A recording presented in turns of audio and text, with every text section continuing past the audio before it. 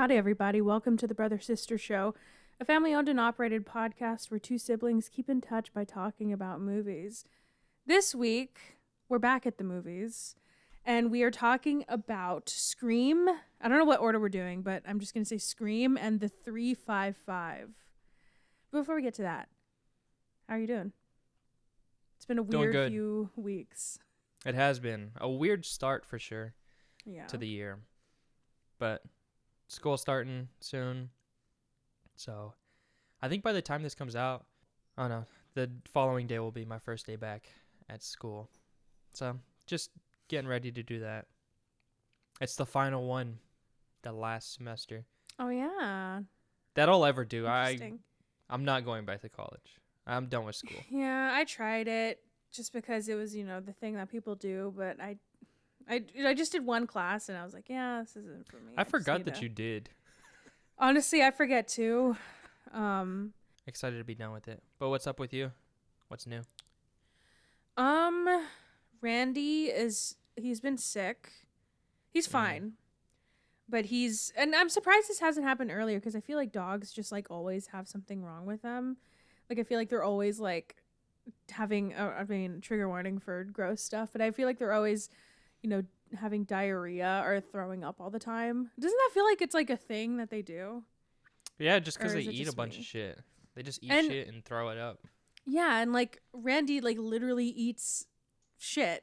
So like, and not because we let him. He just, shit happens. It's his favorite snack. Oh yeah, like Randy, look at him, he's a little baby.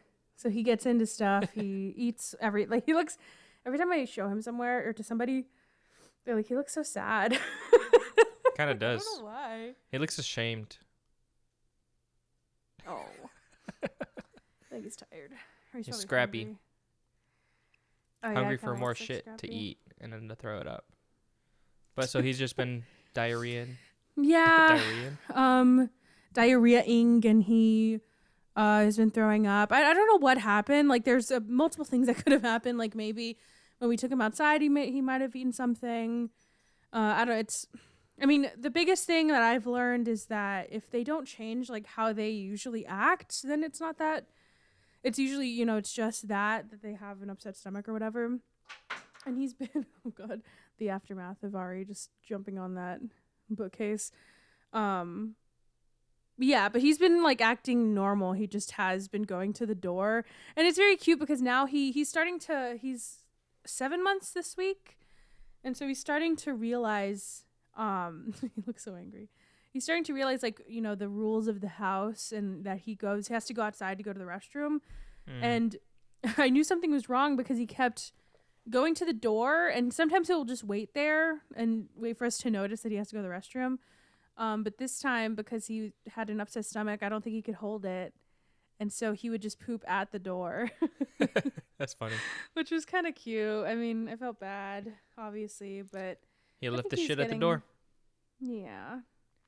Which is good because I'd rather him do that than on the carpet. Yeah. But yeah. So that's he's it. Just a little tired. It's a little early. He's not a morning person. He's like his dad. He just likes to sleep in. But yeah, I haven't done much. I mean, I've been getting out a little bit more because of the whole like pet testing negative. But I've just been going to like Target, the normal stuff. Yeah. I've been writing a lot. I've been trying to, I don't know. I don't like New Year's resolutions. I like to just like, oh God, this makes me sound like a motivational speaker, but I like to set intentions for like how I want to use my year. Okay. And so the first intention that I wanted to do is to get back to my old routine where I would wake up early. I would have like 2 hours before work to just do whatever. And it felt so nice to ease into work rather than just wake up and start my day. Yeah. So I've been a little bit good at that because of Randy. It was truly like having a baby. He would wake up and start crying at like every 2 hours in the middle of the night. So that was fun. Nice. Classic dog. He's better now. I know, but he's better now. He'll like sleep through the night now. But yeah, I wake up early. I've been trying to read. I've been reading more, trying to finish this book that I set aside like in June of last year. And I've been writing a lot. Yeah, I don't know how. And I have so many books. I have Like I promised myself, I bought one last year, I think, or like one towards the end of the year.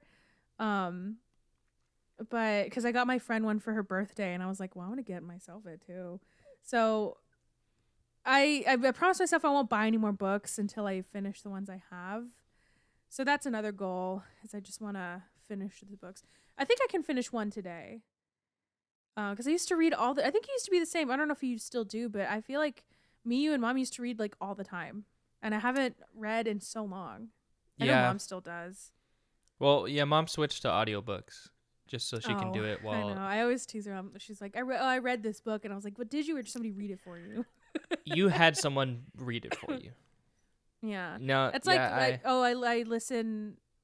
Because we have a podcast and it's an audio form, can we say that we're authors and we've written 110 novels? You video essays on... Or no, just essays. Short stories? Short stories. Yeah, essays. I think essays is more accurate. We're essayists. So. Well, what have you been writing?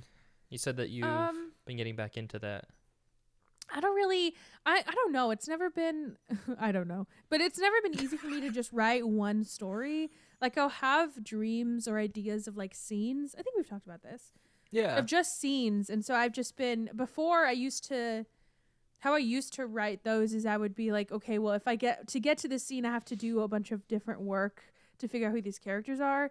So I do all that. And then once I got to that scene that I liked, it just was lost, or the characters didn't feel like they moved in that direction.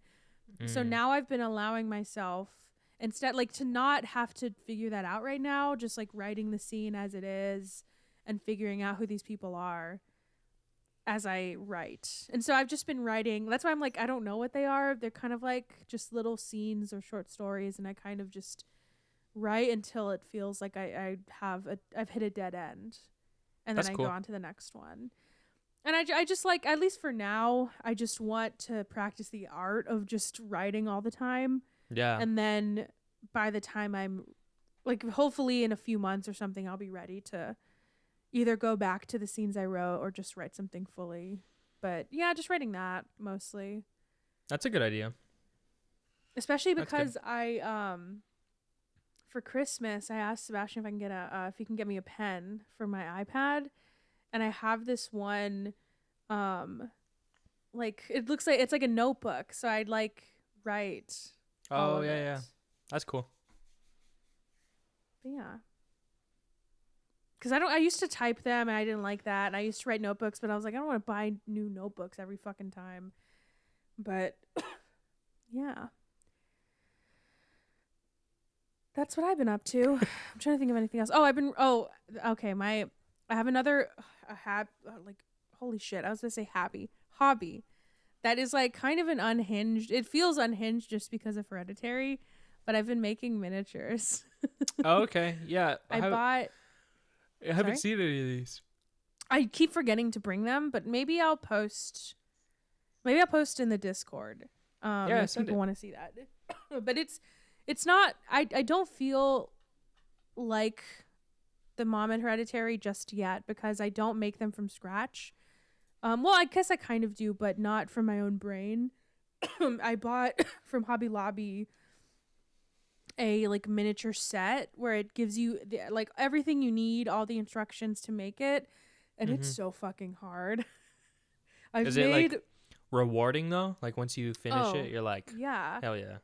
Then they look so cute, and even if it looks shitty, like I just made a flower bed, and the flowers look like so fucking bad, but it's okay. I still really, and I think I can see myself getting better at it because they have different scenes that you can buy, and so I just want to keep getting them. I don't know where I'm gonna put them. I think I want to like maybe I'll put them behind me, like right here. That'd be cool. I want to get a shelf of just like all the ones that I've made, and this one's I think I said it before, but it's a bookstore. You should recreate some scenes. Like for a bookstore, you could do. Oh, you haven't seen it, but from Bottle Rocket, there's a bookstore. I think. I mean, I guess I could, but that's what I'm saying. Like this one, it's not. There's not as much. I mean, I still feel creative, but there's not a lot of creative freedom because I'm just going step by step. But again, I feel like this is a nice way to, if I do ever want to do that, I can I kind of know how to do it, you know. I know how to make the flowers or whatever. I do think though, I told Sebastian about like how I was like, if whenever we get a house, it'd be nice if I can have my own like office/studio, not just for this, just for like any creative thing I want to do. Mm-hmm. And I was like, in Hereditary, like the mom, and he was Yeah. like, I was just thinking right now, like he probably was like, why would she? The dad died in that. Her husband like was set ablaze. Why would I want that? But anything for that studio. That studio's nice. Yeah.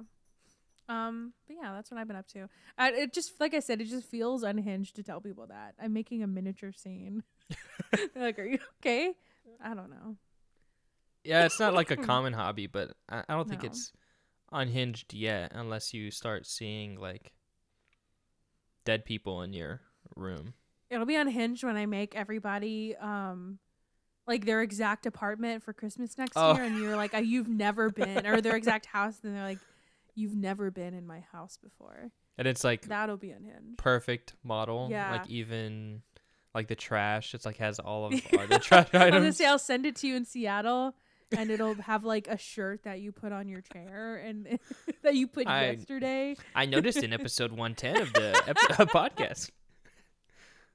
It'll like have the Baby movies. Driver vinyl with the little postcard over it.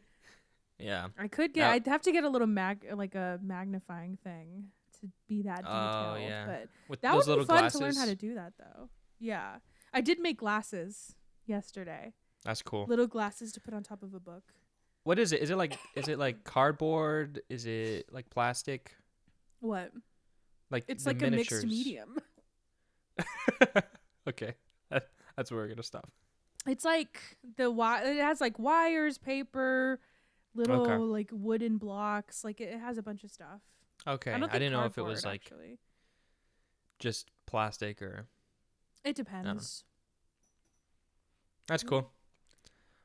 Well, I have two things I wanted to mention, movie related. I want to transition into movies because I don't really have anything else going on. Okay. One, I didn't realize how good the production company Neon is, and like the solid bangers that they put out. Like I forgot Parasite? what. They did Parasite. They did Pig. They did Titan. Like I watched all these movies pretty recently, and I just kept on seeing Neon, and I was just like, damn, they're probably my favorite right now. I know A24. I kind of understand the jokes that people have of A24, because they're okay. I think they just try a little bit too hard. Like their movies are good, but it's just a little bit too much. Then I had a dream, and Letterboxd is slowly encompassing my entire life. Okay. And our little competition, not only to have more movies logged this year, but to have more followers. And I'm getting up there. Because I had like a dream. 48. I had a dream that I had like 300 followers. Like overnight, like I woke up and I saw the post notifications. Mm-hmm. And I told you, and you laughed at me, and you were like, "You fool! I made those accounts." Exactly. You had like hired our family to make like 10 accounts each. That's so and sad. follow like, me. Why would I do that? I don't know. Oh no, I lost a follower. But that was my dream. It was scary because it was like a weird. What is the like benefit for me? Why would I do that? Like a prank? I guess so, because like it's like here's fake happiness. That's so mean. Yeah, I am not at 48. I'm at 47. So sad day. I've been going up and down. It kind of fluctuates. Yeah. I will say the Letterboxd app. The more I'm on it, the more I have like critiques. Like I don't really like, and maybe I'm just not looking at it right. Oh, I'm not. Okay, never mind. Well, you know what? Because I was gonna say I want to see what everybody's doing, but I don't really like. I don't like the way that they do the Friends activity. You can filter. Oh, okay. You can filter what you see. Ooh, I have to upgrade. You know, I need to do that. I keep forgetting. Yeah, I don't know. Letterboxd, if you're listening, I'd love a free patron account. That would be cool. And they're listening. Or like, how do I, it's so difficult to figure out, like, if I want to look at, and maybe that's not the point, is to look at people's profiles, but if I want to look at yours, I have to like, is there a way to search it? Yeah, you can search. How do I search for people? If you go to the search, type in my name. This is talking to and then go to help, IT help. And then go to members. Yeah. What is your name? Mark. Oh, I have to type your full name. I thought, but okay, that's the thing though. Is like, why can't I just type Mark and why doesn't it just know, oh, she's probably talking about the one that she fucking follows. Come on, Letterboxd, be better. I don't know. 82 followers? How the fuck you get so many followers? My influence on the platform as a whole is just I don't even know what to say. Anyways, what have you watched? Oh yeah, sorry. I see what people are saying though, because you and Avital were both telling me that you get like sucked in and that you can spend like hours on here. And when you both told me that, I was like, okay, how? But especially because I was like, well, maybe because I can see how you could, but you guys are very different personalities. So I was like, how are both people like sucked into an app that has reviews for movies? It's like somebody who's like, I was on Rotten Tomatoes for like hours yesterday. Like what? But I get it now. I completely get it. Yeah, I mean, especially making lists and just like adding stuff to your watch list. Yeah, exactly. All right. Gets crazy. Oh, wait. I forgot. This is like my big thing that I wanted to mention. I am going to attend Sundance. Oh, yeah? Virtually this year. Yeah. I bought a day ticket. Do you mind telling the people how much it costs? It's only $100. It's only $100 for a day? For a day. If you want to see one movie, it's like $20.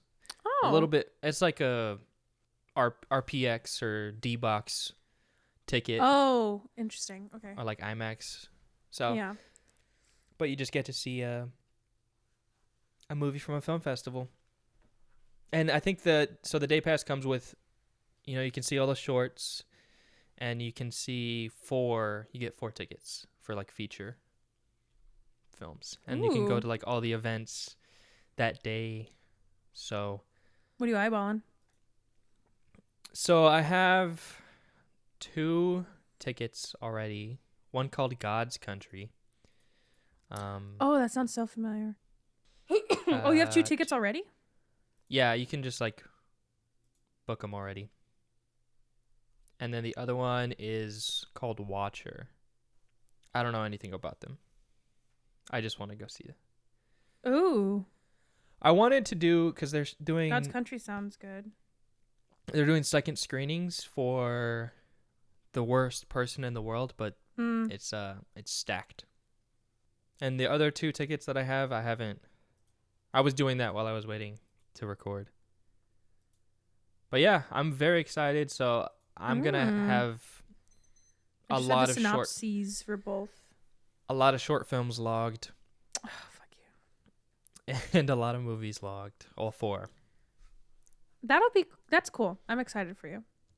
Yeah, I'm very excited. I was thinking of doing it too, but you know what? I'm going to let you have this on your own. You could do it. No, I don't want to. Well, because I don't want to pay. No, let me sound like I'm being nice to you. Jesus. Oh, okay. Well, thank you for giving me Sundance. I'll give you South by. Thank you. And it was the cost is pretty 1-to-1. That's cool though. I'm glad that, I mean, I guess bittersweet that I'm sad that people that were gonna go in person can't. But it's nice that now you can go. Yeah. Lowly little engineer boy from College Station. What a time. That'll be fun. But yeah, I completely forgot. But that was like my big thing I was gonna say. I forgot it was happening until I saw an ad for it today. Yeah, I kind of got reminded because of an ad. So there you go. Ads work. They do. Right, Randy? He says yes. All right. So I watched several things. I've been trying to keep up I'm still behind a little bit, but you did. I was like a little scared because it was like 2 movies at one point. I was like, oh shit. yeah, I was pretty close. And maybe I don't know, maybe today. That's the thing though, is I'm sucked into a show that you made fun of, but I've been sucked into Yellowstone. I'm on the 4th season, and started watching it like last week. It's pretty good. Insane. And we made fun of mom and dad, but it's pretty good. But I think I'm gonna leave it for. I'm at a good stopping point where I think I'm gonna leave it for a few days and just watch a bunch of movies.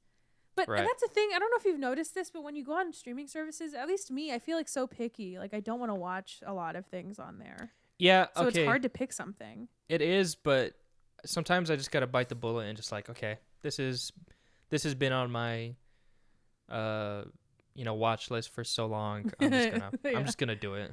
There's one too that the one specific one I keep thinking of is The Kindergarten Teacher on Netflix. It's been on my list for fucking years, man. You just gotta do it. I don't know what it is. I just can't do it. Yeah. There's a lot of like foreign films too that it's usually during work is when I can watch a lot, and I don't want to dub, I don't want to have it dubbed. And I can't pay attention. Oh, yeah. Because I have to read. I should log that in Goodreads. All right. So I watched Arrival. Still solid. Still holds up. I don't know what it was about wanting. I think that was one too that I wanted to watch something new. I tried to watch some new stuff this week, but then I was like, I just have to watch a classic. But that movie's so fucking good. I don't think I've seen it like in its entirety. Really? No, that's a 5-star for me. Fully 5 stars is what I gave it. Dang. It's so, I can't believe you need to watch it like now. It's so fucking good. Okay. Maybe today. And I did. the only reason I wanted to give it 4.5 was because Jeremy Renner's in it. But I'm not even gonna. That's surprising too because it's Denis. How dare you? I know it's Denis, but I haven't. There's a lot of his that I have on my watch list. Like I know what happens, I think, but it's such a beautiful movie. Like it still makes me so emotional when I watch it. It's so fucking good. All right. You need to watch it. I watched a movie called The Alpines, and this might be if you lose this week, I might make you watch it because it was so bad. It seemed like so promising because I'm a slut for movies that have like a group of friends that come together. I fucking love those movies. Those are my favorite subgenres. And it was a horror. Like it was supposed to be like a mystery thriller kind of thing. But if they had a bigger budget and better actors, then it may have been a better movie. But it just wasn't interesting. And the end was kind of strange. Yeah. But it made me, maybe that's what I'll write. Is I think if I do write a movie, I do want to write something like that. Like a group of friends. Yeah. Like, have you seen The Intervention? I know I've told you about it. Yeah. The Intervention? It has like, who's in it? That girl from How I Met Your Mother, Ben Schwartz. Oh yeah, Jason Ritter. That's a solid. That's a solid one. I thought you were still talking about horror, and I was thinking of The Invitation. That's another good. That's a solid friends coming together. Yeah. Having a laugh. Having a blast. I watched something else. Okay, and I should make a list called TikTok. Never trust TikTok, because they're always like these are. And I feel bad saying this because some people are like, this is the scariest movie I've ever seen, and I watch it and I'm like, are you kidding? But I get it. It's because like some people have different barometers, but this one was so bad. It's called The Block Island Sound, and I wanted it to be good. It was an interesting premise of like kind of like Skinwalkers, like alien shit. And it just was not good, and people kept recommending it on TikTok, and every single time I've watched something from TikTok that they've recommended, it's never been scary and it's never been good. So yeah, just I'm gonna make that list. Never trust TikTok. Well, that's why we need to get on TikTok. We can change that. I know. I need to. I don't know if I'm have the login for it, because if I did, I would probably go ape shit and just start posting like going off on people for. But that's it. You know what? I get it. I get why people don't like. Why people are trying to like. I get what they're doing. They're trying to find movies that not a lot of people have seen that are genuinely scary, but it's hard to do that because everybody's seen the ones that are genuinely scary. So you can't be like, here's this cool little indie called Sinister. I don't think you've ever seen it. It's one of the scariest. You know, like it's not going to be that great. Doesn't hit the same. Yeah. All right, another one called Super Dark Times that had been on my watch list for so long, and I kind of want you to watch it just so you can gut check my opinion on it, because a lot of people really like it, and that's why I put it on my list. Not because people on TikTok said it was good, but because people in general have been talking about this movie since it came out. But I just didn't, I don't know, it didn't do anything for me. But didn't vibe like with it. the end is kind of, I don't understand. I think that's what I put in my review, that like I don't understand how we got to the end of it. It just felt like it came out of nowhere. I don't know. I do think you might like it, but I don't know. Maybe just not for me, but I can see how the appeal of it, you know. I saw the New Mutants. I realized I forgot the movie was a thing. I watched it, and I just every single choice in that movie just felt so strange. It does feel like a movie that went through like 10 iterations. Yeah, because I feel like there was a moment where it could have been really good, and then like the third act hit, and it was just like, ah, man. I don't know why they didn't, because the whole thing was that it was going to be like a horror part of the MCU, right? They should have fully went into that. And it felt like they were at the beginning. A little bit. I didn't like I think the casting was bad, and I think that that's how they fumbled it at first, is that they just didn't get a good cast. The only one that I liked was the main girl. The newest one. I liked her a lot. And I like Anya Taylor-Joy, but I feel like she was really bad in this one. But maybe it was just the accent. Like, what was the point of that accent? I think I saw it like when it came out. When it first came out on VOD, but I honestly don't even remember anything about that movie. I just remember like wanting to like it. Yeah, I wanted to too. Or like that one guy. I also love that main girl, the one from the Doctor. I love that actress. I love her voice, weirdly, but she was pretty good in it. She's the one that was in I Am Legend. I like her a lot. And the last thing, and then I don't understand the weird accents that they give people. Like the guy from Stranger Things. What was that? It was, that was so like weird. A southern one, right? Yeah, but it was, I think because he's British, so he just like went a little too hard. Because I think I was kind of half paying attention at the beginning, so I didn't hear him talk at first. And then when they got to the part where they were sitting down in like a group circle and he started talking, I was like, hold on, what is happening? That's funny. And because I know how he sounds from Stranger Things, and so I thought it was just that. So yeah, I don't know, weird. Another one I watched, a new one. So I did watch a lot of new movies this past week, but Small Crimes, another one that was on my watch list for a while. And it was interesting because it did a lot of things that a lot of movies don't do. Like it actually shows consequences for people. Because you know how sometimes when it's like, oh, this is like a ragtag kind of guy, you hate him but you love him. Yeah. But everything he does, it's kind of like just brushes past and you don't really see the consequences of it. This was not that movie. So I did like that, but I feel like it was just a little too generic. And I wish that they would have went a little bit harder on that. And I think the last ones were ones that I've rewatched. So I watched Sense and Sensibility. Solid period piece if you like, you know, the romantic kind of Jane Austen movies. I watched Eternals again. Still holds up. Still pretty good. I watched the first Scream. I didn't watch all of them. I think you watched all of them, right? Only 2 through 4. Oh, okay. So I watched the first one just to be, you know, which I'm glad I did because we'll get to it later. But I think if you're going to watch one of them, the first one was the one to watch. Well, yeah. I mean. What? That's the whole thing, right? Yeah, but it's not like you didn't. What I'm saying though is like if you never had watched any of them, okay, and you only watch, because I haven't seen like the third one, but I don't think it mattered. Is what I'm saying.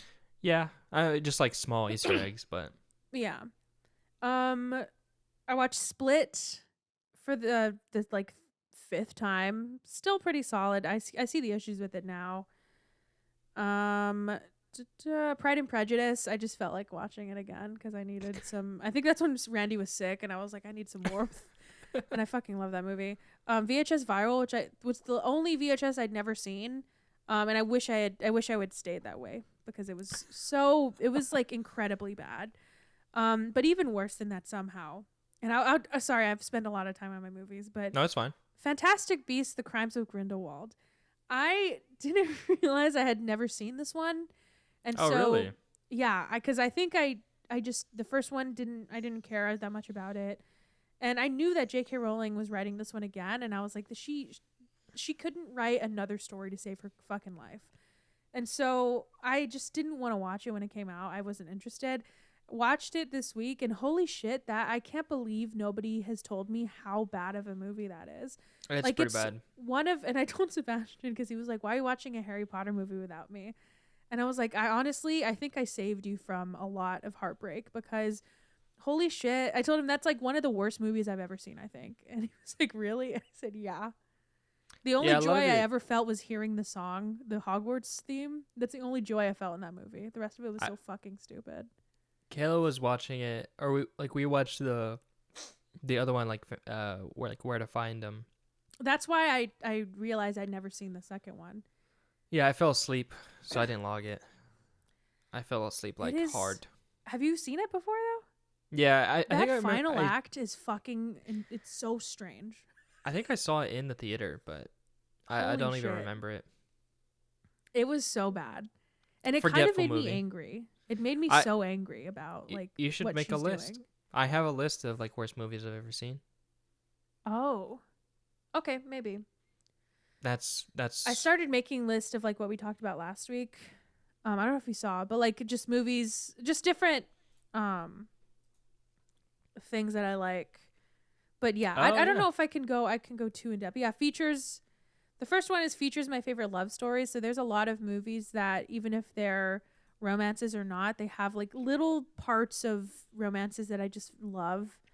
When you want to feel happy, good for a scary movie night, comfort horror, movies that genuinely scared me, like stuff like that. That's good. If you have any ideas, let me know. Because I'm trying to figure out other ones to do, but yeah, I'm definitely going to do worst movies I've ever seen. Because I don't know, maybe I'm still going to give this next one a chance, but I think my biggest question is why are we using Newt Scamander? Why is he the center of this? I don't understand. He has nothing to do with anything. Yeah. Okay. That's it. I'm sorry. Went off a little bit. You're fine. I've watched. But that's all I've watched. I watched quite a bit. We'll just go through it really quick. No. You can take as long as you want. Sword of Trust, which is a movie that Netflix wants you to not see for some reason. Which is sad because the late great Lynn Shelton, right?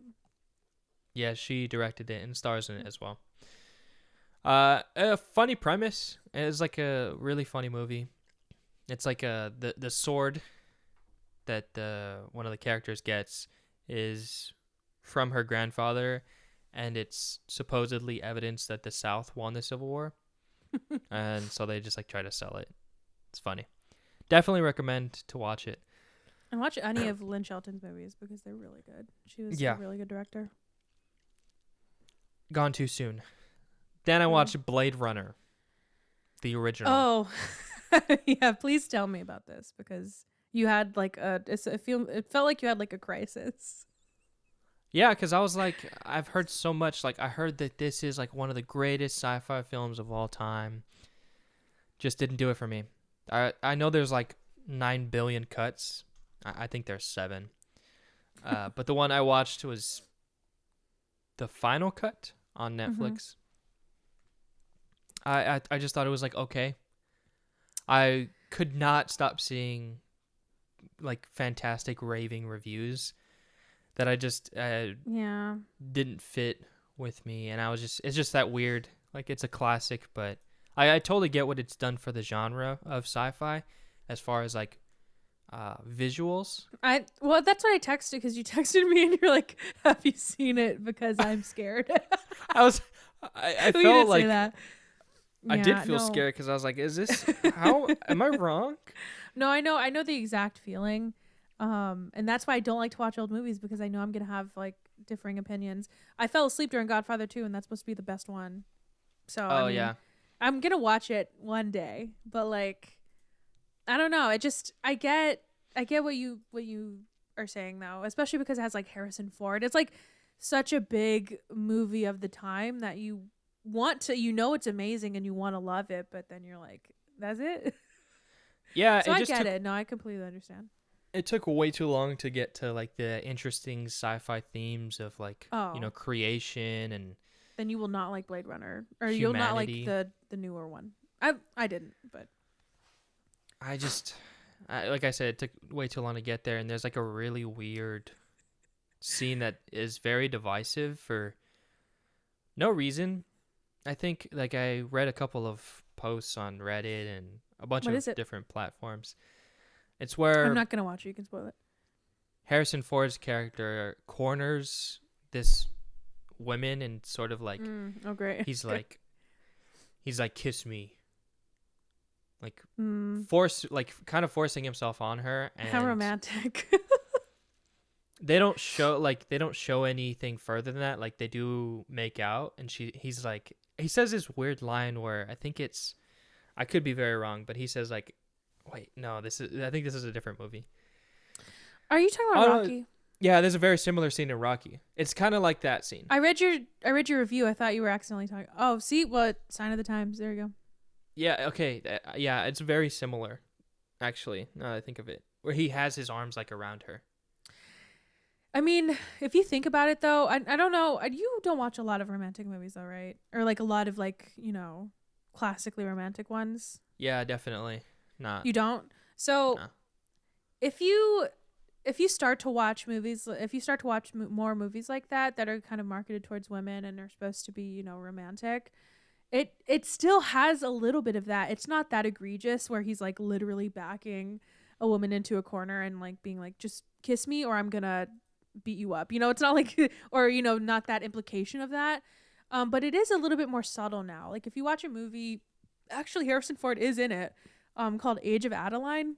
I did a whole presentation on this in college because the subtle ways that they just like, there's a scene where I think she works in a museum or something, Blake Lively, and she wants like some of this rich guy's like stuff for her museum, and he's like, okay, I'll give it to you, but you have to go out with me first. Which like if he wasn't traditionally attractive, that's fucking creepy, and yeah, why would you do that? So it's like, I think there's still like huge problems with that, but it's just evolved to something even, I don't know if it's more malicious, but it's a little bit scarier because it's so subtle.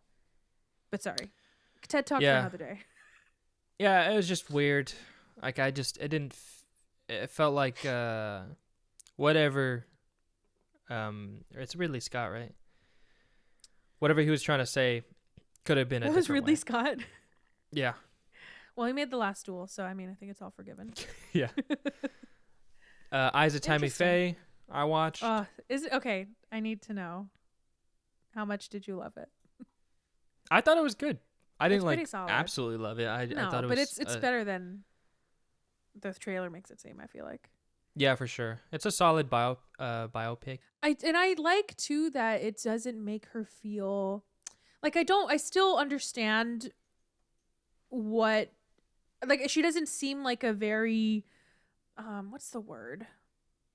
Like, it doesn't put her on a pedestal. Like, it doesn't make her seem like she didn't do anything wrong. So I really liked that. I like that. Oh, sorry, go on. No, I agree, and I think it showed a little bit, like, it showed from the eyes of Tammy Faye. Truly. Like, yeah, I love that part where after she overdoses and she's like, I didn't even know. Like, if I would have known. Or she's like, Mom, I'm not a druggie. Like, the way she says it. And I don't know. I don't know if I necessarily believe her, but I kind of believe that maybe she did it. I don't know. It's a whole, like, nobody taught her what that means. Like, she just knew that if you take pills, then you feel better. Mm-hmm. But it felt like that's truly what she meant it, even though maybe deep inside she knew what she was doing. I just like that idea of, like, I felt like they were presenting her as she was and still showing like she was, maybe she wasn't a problematic person, but she was a part of a lot of problematic things. Yeah, So just got stuck with the wrong crowd almost. yeah. Yeah. But Solid movie though. Like it's like it is a pretty standard like biopic format. mm-hmm. So like that was kind of like I just knew what to expect, but starts with the end and then we get to there. I love that last scene though, the way they did it. It was really like when she's singing. Don't remember it. She's she's singing and she was like really nervous to go, and she was. It started off with she's just singing by herself the whole time, but when she gets a little bit more confident, she then gets like the backup. Yeah, and it like shows what probably she was, like what she was showing, what she was thinking in her mind, like how even though she's like not that great of a singer, she was like a little goofy, but she took herself very seriously, and she pictured she pictured what she thought she deserved. And I really liked that like visual. I thought it was really, really nice. Yeah. Solid movie. Definitely check it out on HBO Max. Then I watched Interstellar. Instant classic. Oh God. This was a late night one too. I was like, are you okay? Right or no? I feel like I saw it early in the morning. Maybe, or because I watched that one and then Portrait of a Lady on Fire back to back. So I was just, oh no, yeah, it was earlier then. I think it was that one that was the later. That one so Portrait of a Lady on Fire. I mean, Interstellar is just a classic. Just go watch it. Portrait of a Lady on Fire. First time watch, and that ending sequence is like the best I've ever seen. I feel like. So fucking good. So earned. It's like the perfect definition of like an earned like emotional reaction, maybe, or an earned ending.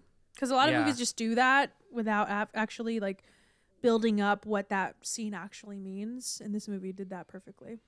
Yeah, and you knew exactly what it meant, and that's why it hit so hard. Yeah, and it like the timing, like it lasted. I think I told you this on the phone, but like I feel like if it would have cut. But if it would have cut just even like a few seconds or like maybe like a minute before, I don't know if it lasted a minute, but like, if it would have cut a little bit too early, then I feel like it wouldn't have resonated as much emotionally. So I feel like it lasting long was like it felt like the filmmaker is telling you like you have to sit in this, and I'm going to force you to sit in this for a while. Yeah, and like the push in, because you see it from I don't remember her name, but the other character's perspective. Yeah. Because she's watching Heloise, I think. Mm-hmm. And then the acting is amazing in that. In that like final sequence, but just throughout. Just a perfectly written script. Mm-hmm. Honestly. I'll never see a 28th page. I'll just pause. Every time I'm reading a book, I'll stop at the 28th page and I'll just cry. Yeah, that's a good love story. You need to add that to your list because that's like. Oh, you're right. Yeah, that's a perfect love story. If it's not on it already. I don't think it actually is. So let me add it right now. I did watch Scream 2 through 4 and then watched the one for the podcast. We'll talk about it. Then I watched Rocky. Yesterday. Oh, actually, I watched yesterday and today. I haven't logged it yet, but I watched Full Metal Jacket. So I've been watching a lot of classics. Rocky, not what I expected. I did like it. It's like 10% boxing. True underdog story. I didn't know. Yeah. I felt like I knew what this movie was about, but it caught me by surprise at how different like the underdog story was, because I didn't know it was. Have you seen it, like the original? No, I haven't. It's just like random that he fights Apollo Creed. Is it? Yeah. I know like a lot of lore of it, like of the making of the movie, and how it took a long time for him to be able to get it made, and that makes now that makes a lot of sense why if only a little bit of it is boxing. Yeah, it must have been a hard sell. But I think it was, it's another love story that is a little weird. Like there is that weird. I think this is the line that I was thinking of where he says, "I'm gonna kiss you. You don't have to kiss me back." I think. What the hell? Yeah, Yikes. It's a little weird. So that took me out of it. But just you should overall do, as a story. You should do a list of like either like interactions between a man and a woman that makes me uncomfortable. Yeah, this one definitely did. That's so wild. But it's a really good third act. I need to watch that one. I feel like I don't know if I don't think a lot of the movies are good because there's a lot of Rocky movies, right? Yeah, there's like with Creed, there's like I think 4 or 5, maybe upwards of 6. Full Metal Jacket though, that one's an old one, isn't it? It's a Stanley K. I also have a 87. list of classics that I took forever to see or something like that. So maybe we could do that one. Yeah, this is definitely up there. Because HBO Max has a lot of classics. Like they have they have a bunch of ones, and I haven't written my review yet, but I thought it was fantastic.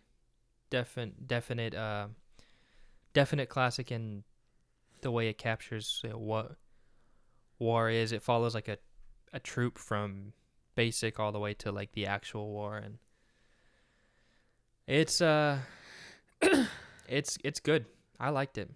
It didn't feel super long. I think it's how long is it? 117 minutes, so like 2 hours and something. Oh, that's not that bad. A little under 2 hours, I think.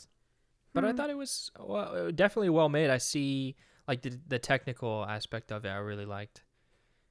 Just that there's like that Kubrick stare. Kubrick. He did Clockwork Orange, or no? Yeah. I liked his style. I didn't like the movie, but I liked his style, so maybe I'll watch it. Definitely. Maybe I do want to watch one that's on my list, but I think it's really long. Is Saving Private Ryan, because I've never seen that one. That's what Kayla thought I was watching when I was. Kayla's right; they're all the same. No, that one's a little older, isn't it? It's like way older, actually. The Full Metal Jacket came out in 1987. Oh, okay. I don't know why I thought that one came out like in the 70s. Oh, no. But Saving Private Ryan came out like in the 90s, maybe, or early 2000s. I think it's a little bit earlier. I don't know. You should just watch a bunch of.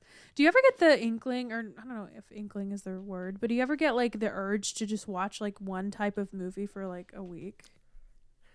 Just like war movies? Yeah, or sci-fi or horror. You know what I mean? Or like something specific. Like I did watch, or even like in groups. Like I watched Pride and Prejudice and Sense and Sensibility, and now I'm like, what are other ones I could watch? But I think I've seen them all. Kinda.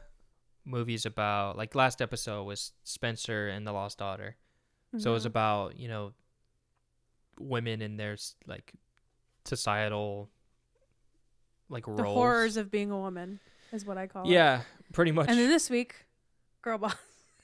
Yeah, so it just so happens that I watch movies that like fill under a category, like very niche like that, or like specified, but it's not like sci-fi. Got it. Yeah. Because I think I get too tired of that. Like if I watch Interstellar, Blade Runner, I get like those two tired me because they seem pretty exhausting.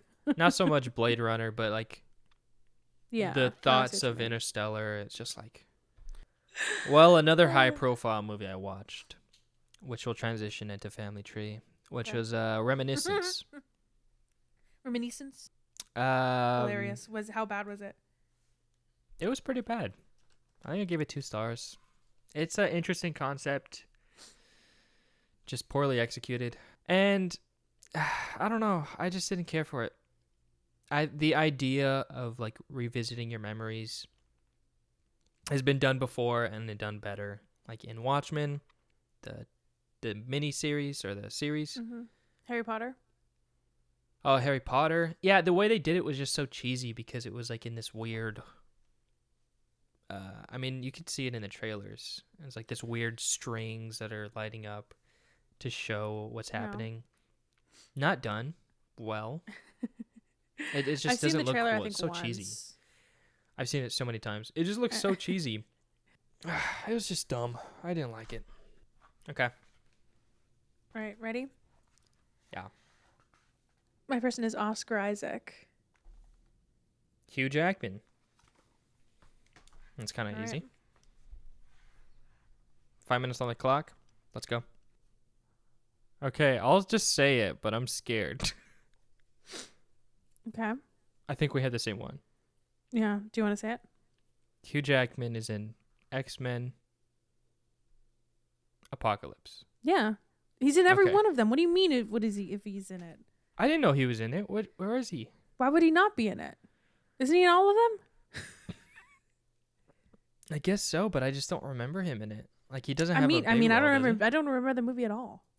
Well, we need a tiebreaker. Kayla's here.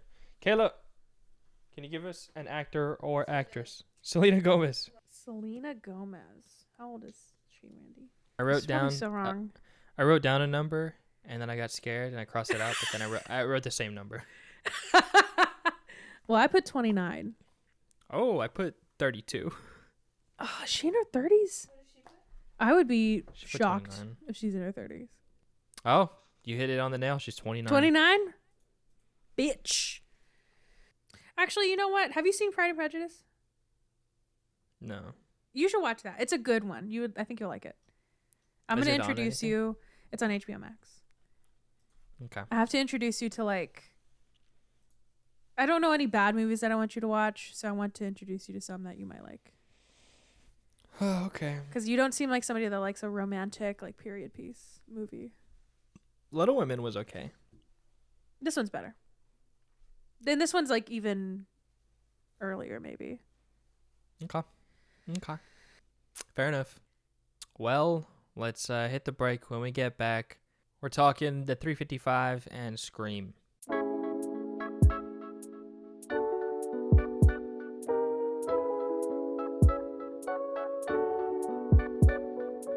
When a top secret weapon falls into the mercenary hands, a wild card CIA agent joins forces with 3 international agents on a lethal mission to retrieve it, while staying a step ahead of a mysterious woman who's tracking their every move in the 355.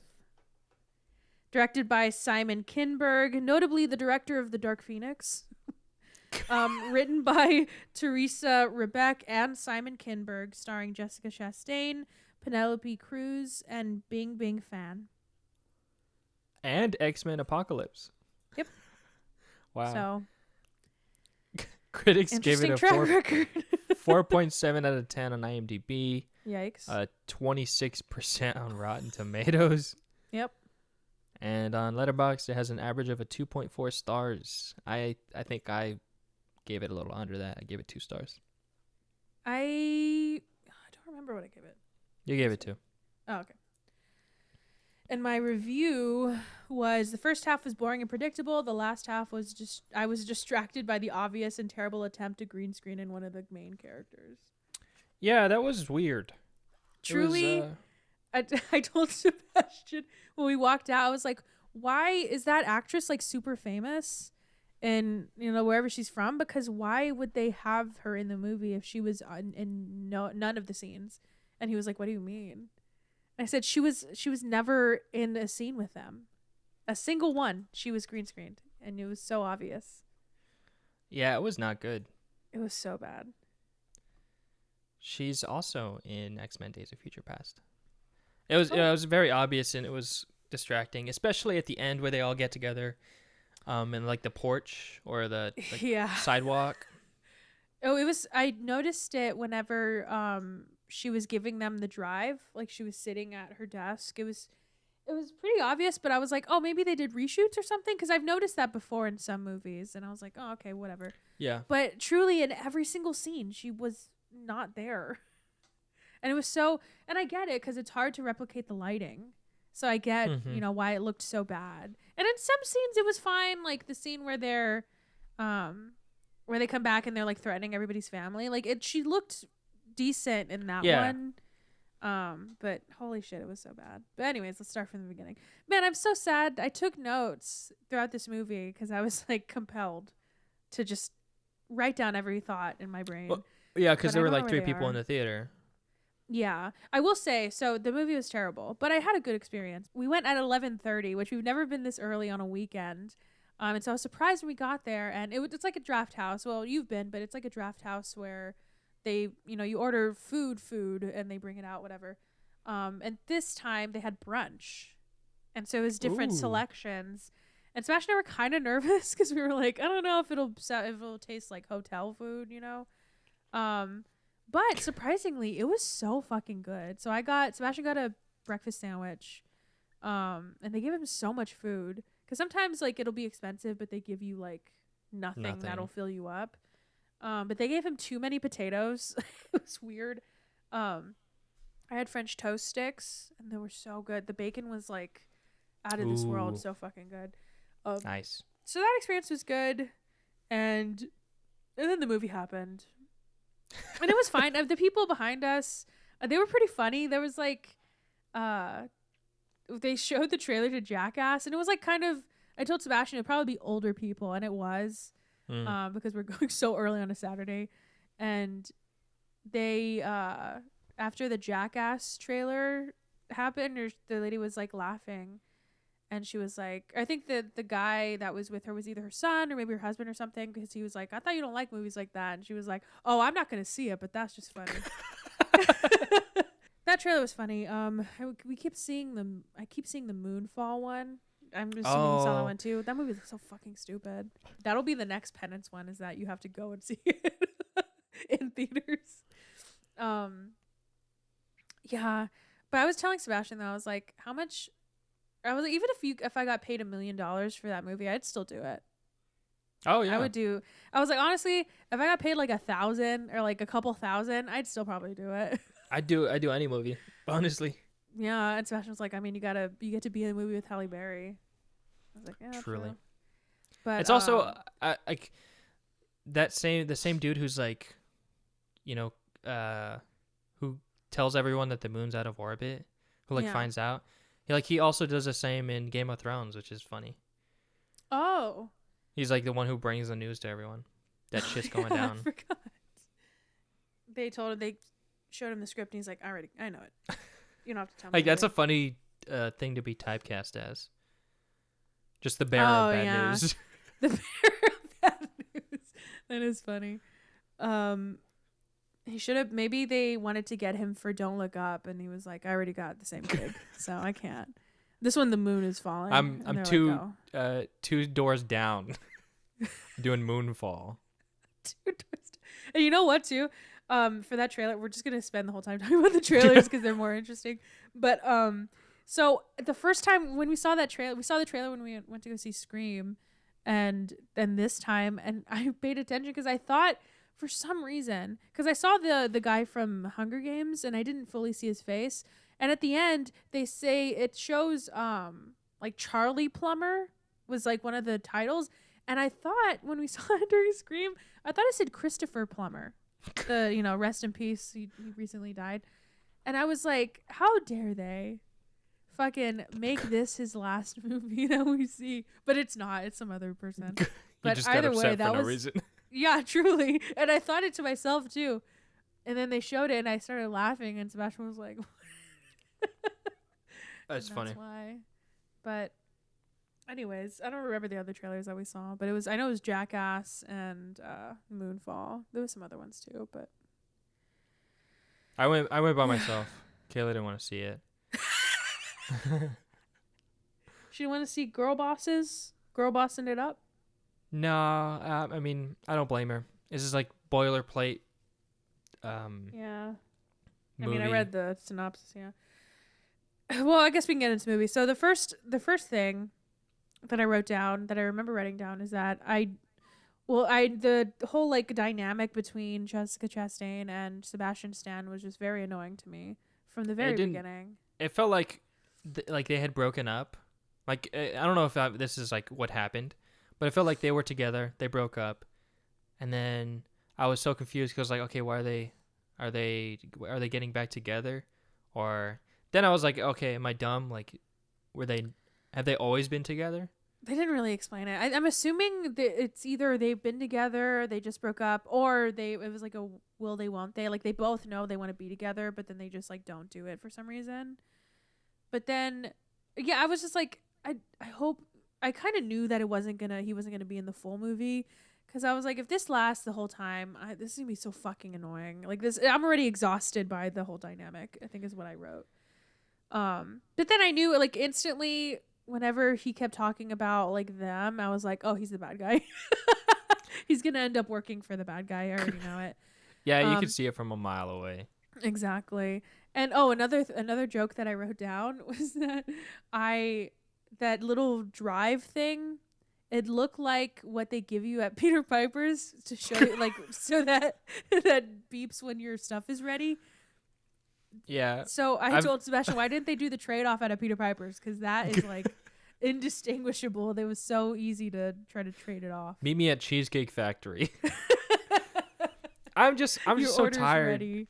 I'm so tired of the, like, box that can do everything. It can hack into anything. Oh, that was another joke I made, is every time I see somebody working on a computer, I always think, is that what Anthony does? Yeah. It's like always the joke I make. It's beautiful. It's elegant. It just, like, I don't know what else. Just, like, be more imaginative. Like, why is that the go-to now? Like, I get we have technology, but it's not even that advanced. Like, it's just come up with something else. It's just, yeah, I don't know. It's just tiring. Well, I mean, Now You See Me 2 did it. Did they really? I don't remember anything about that movie. Yeah, it was Daniel Radcliffe going after a chip that could wipe any database clean of a person's identity. Batman does it. Oh, yeah, Batman does that. This one's different, though, because you can control shit, right? Yeah, but it's like... I see what you're saying, though. But, I mean, I don't know, but could you do that? Could you code that? I don't even know what... I guess. It wouldn't look like that. You could read that code in 0.5 font size. Red 0.5. Did you see that? It was, like, so fucking tiny. What were they doing? Plus, like, I don't know. That's not how that looks. I think. I don't know. No. That was the first joke that I thought of, and the next one was as soon as they showed us that ring that he got her, Sebastian and I looked at each other. We were like, "That's the ugliest fucking ring I've ever seen in my life." That was a really ugly ring. I thought it was, or it looked like those little clasp on, like, purses sometimes. You know? Like a binder ring. The joke Sebastian made was, he was like, because we were talking about that CGI, and he was like, well, they spent too much money CGIing her in the whole fucking movie, that they just, like, went. And I was like, yeah, it seemed like they just went to Peter Piper's. They got a ring from the whole, like, prize station, and then they got the drive from the pizza pickup. Yeah. So that's how that movie was made. I don't even know what else we could even talk about. I mean, the whole plot itself was just, like, so dumb. Or even the whole, like, so they had that chase scene, which what is the science behind having a shaky ass camera during a chase scene? Because maybe it's because I'm older now, but I was like, what? Like, I'm getting nauseous.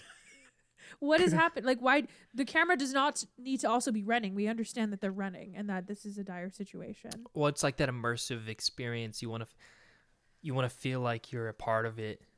Yeah, not that much. Not this movie.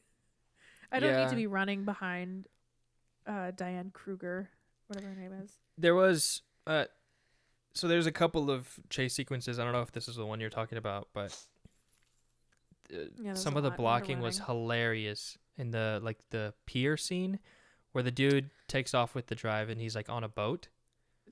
Where were they? There's a scene where, or like a frame where it's Lupita and Jessica, like, shooting, and, like, it just looked hilarious because of just, like, the green screen. You could just clearly see that was, and it was just them shooting, The part I laughed at was whenever the German girl was like on that lift thing and just waiting for it to rise up. It looks so stupid. Yeah. You made her look goofy. Like, why would you do that to her? I feel like they could have killed other people way easier too. Yeah, exactly. I mean, you have a spy movie where everybody's chasing everybody and like 4 people died that are in the main cast. Come on. Or not main cast, but like named cast, I guess. Randy, come here. Yeah. Wild movie. That was. Oh, and then so obvious that he wasn't dead. I wrote it down too. Like as soon as they did that whole like, oh, I identified the body myself. I wrote down Sebastian Stan is not dead. He's 100% alive because they didn't show him being shot. At least show him being shot. He didn't look scared. He was just like, damn it. I don't have it. I don't have the drive. It was it was so clear so that obvious. he worked for him. Yeah. And I didn't understand why. I was like, I guess I understand or I wish the motive would have just been like, I like money and I wanted more money. But it was like, everybody's corrupt. I'm woke. Like, it was just so annoying. Like, oh, dude, I don't care what you have to say. I will say, okay, one thing that is a positive thing of this movie, and then we can get back to roasting it. But I did like how they used their languages. I get so fucking annoyed when it's like, you know, it's obviously a woman that is she works for a German agency. There's Penelope Cruz who works for, were they Colombian? Yeah, Colombian agency. Or either way, they like spoke their native languages pretty heavily throughout the movie, and I loved that. I thought that was such a small detail, but I really, really liked it.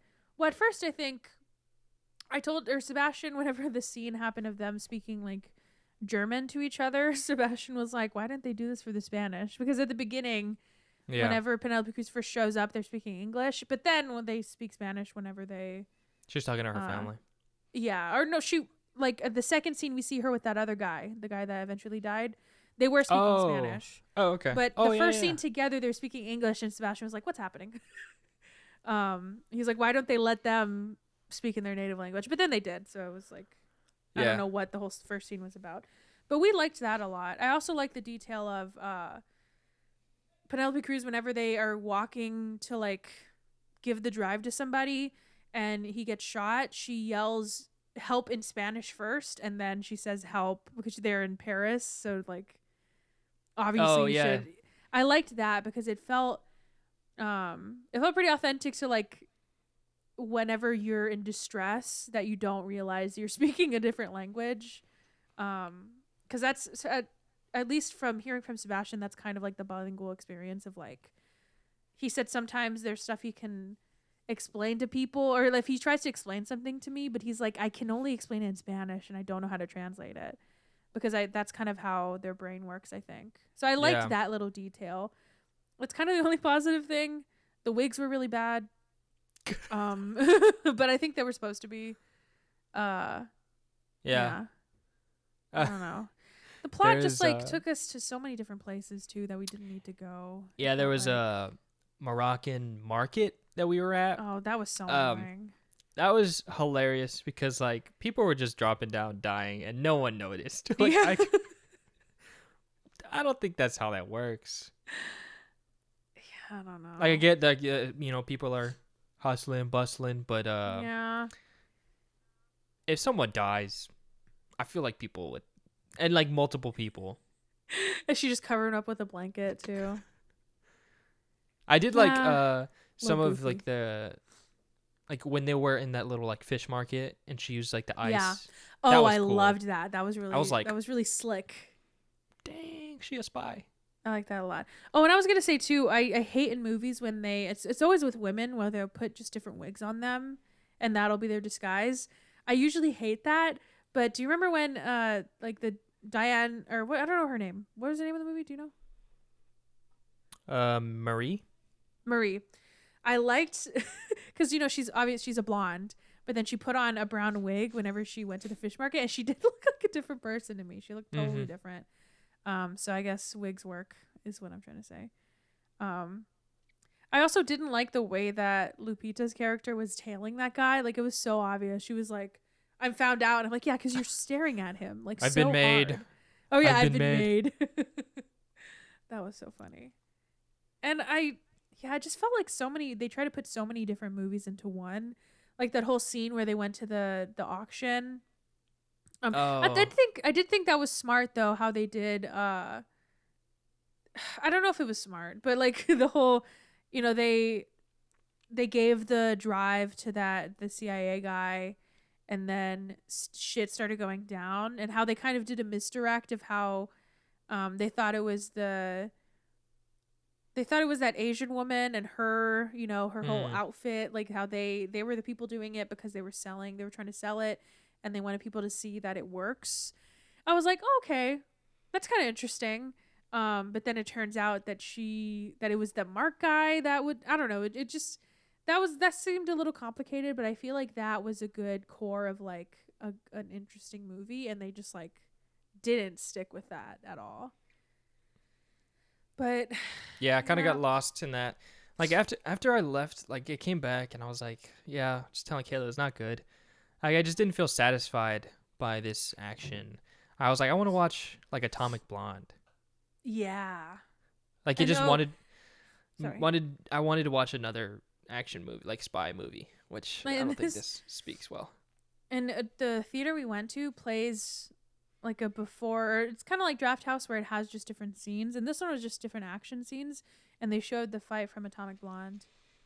And I was like, yeah, that's probably way better of a movie. Yeah.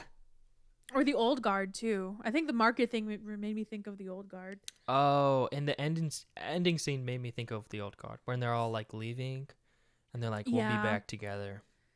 Yeah, and then, and then the whole like charity thing. I think the reason I brought that up is because it reminded me of. It seemed like Ocean's 8, the one with the women.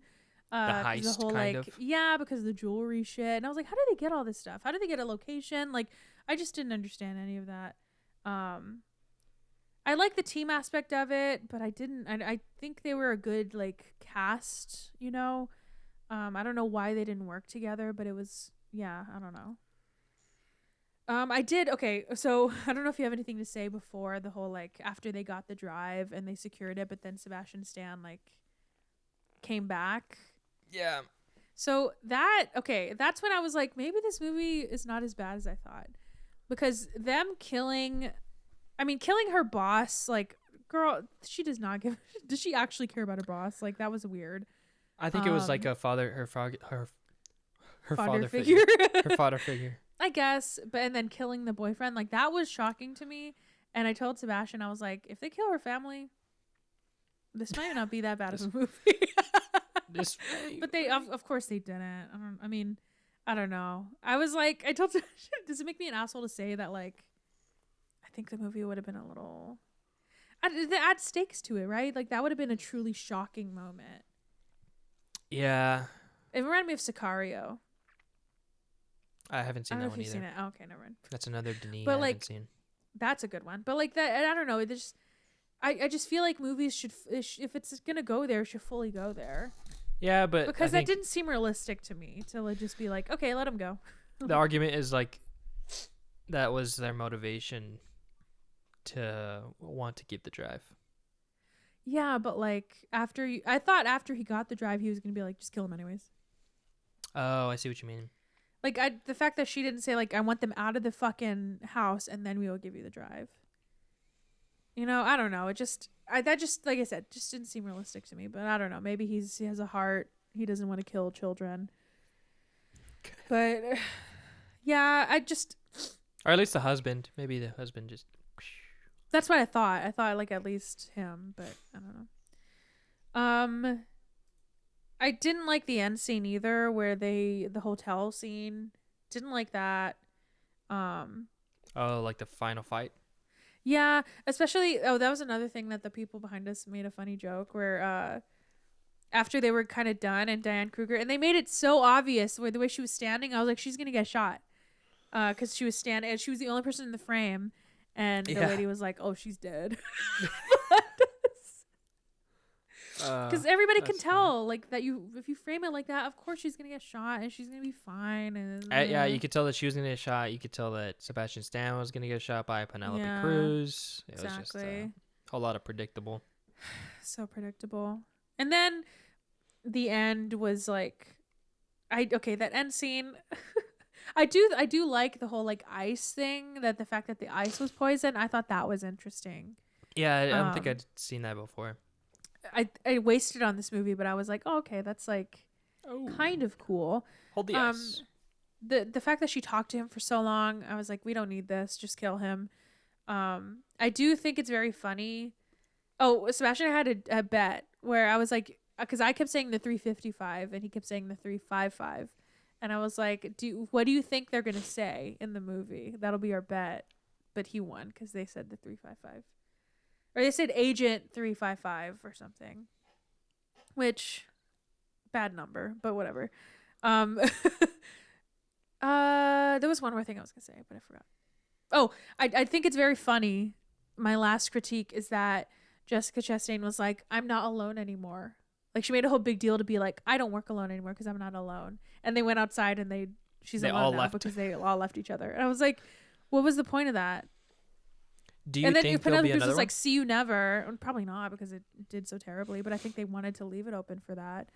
But like, why? Why? That was so funny. The juxtaposition of being like, I have friends now, and then they're like, well, I'm never gonna see you again. Like, what? I was waiting for her and what's her face? What's her name? The blonde lady. I was waiting for them to like make out or something. I thought that's where it was headed. I was like, okay. But nah, peace. Girl Never bossed see it you up. again in my life. Yeah, no. Truly girl bossed. Yeah. Sorry, I talked a lot during that, but that's all. No, I honestly didn't have anything nice to say. Like, I didn't like it. So. Yeah, there was one thing. There was a Letterboxd review. I think I told you already, but I'll say it to the audience. But there was a Letterboxd review that just said the yassification of the CIA. Hilarious. I think I saw on the. That's another one that said, "You're right. We need more women war criminals." But yeah, that's it. I don't know if you have any fun facts. Oh, I was looking at it. Do you have any? I think I saw. Okay, Jessica Chastain proposed the idea for a female-led spy film. While Dark Phoenix was under production. Yeah, and after that production finished, she probably should have been like, never mind. Right after seeing like the response, but she wanted the same spirit as Mission Impossible and James Bond, which no, ma'am, you did not get that. I was telling Sebastian too because I have a lot of franchises I've never seen, and I've never seen any of the Mission Impossible movies ever. Me either. Or what was the last one? James Bond. Yeah, never seen any of those. Never seen those. Or the Bourne Identity or like the Bourne movies. Not a one. Maybe they did capture that essence. I wouldn't know. Amalgamation. I guess here's one. Diane Kruger, the blonde lady. She was supposed to be. Her character was supposed to be played by Marion Cotillard, and she probably read the script and was like, "Never mind." Peace. Well, I guess they said it in the movie, but I'll say it here. The title is a reference to Agent 355, which was the code name of an unidentified female spy who fought for the Patriots during the American Revolution. I don't know if this has anything to do with the CGI, but a fun fact on here is Bing Bing Fan, who played the person who was CGI'd in, was a suspect in a Chinese tax evasion breakdown until April 9th, 2019. And then she was free to film her scenes after that. So maybe that's why. Which I feel bad. But I mean, it's not her fault. It's like the movie's fault for not doing it right. Because they can do it right. I mean, they did it for in that stupid zombie movie. That's weird. And that one looked like decent. And that was in the daylight too. Because the daylight, it's like hard to match, I think. And that's why the nighttime ones look better for hers. But like, I don't know. Maybe they didn't have the money. Oh, here's a trivia one that you can guess if you want. So the film's cast includes 2 Oscar winners and a nominee. Who were the winners and who was the nominee? Jessica Chastain Was a winner. Nope. She's the nominee. She's the nominee, and then there's 2 winners. Lupita Nyong'o is the winner, and Penelope Cruz. Yes, correct. Look at me go. Oh, here's another one. Jessica Chastain and Sebastian Stan starred in another movie together. Which one was it? Oh my God, I don't know. I don't know what those. You'll know this one. The Martian. Oh, I did not know he was in that, or I didn't know any of those people were in that. That's basically it. I guess. Well, Lupita Nyong'o and Sebastian Stan were in a movie together. They were in Black Panther together, but they didn't share any scenes because he was in the after credits. And then Diane Kruger has also played a spy in Unknown, The Operative, and do you want to guess the last one? Sicario, I don't know. Inglourious Bastards. Oh yes. Okay. Come on. All right, that's it. Fun. I think silly movie. Don't pay to watch it like we did. We paid for you to watch it. Yeah. I said that recommend. weird, but you know what I mean. I've seen people say this is like the best year of 2022, or like this is like what? Nothing will beat this. Yeah, I've seen that. Nothing I don't know if it was like ironic. This movie? Yeah, I don't know if it was being genuine, but Jesus Christ.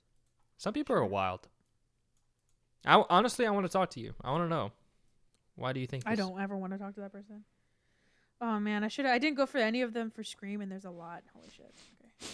Well, we don't have to. I mean, we don't have to.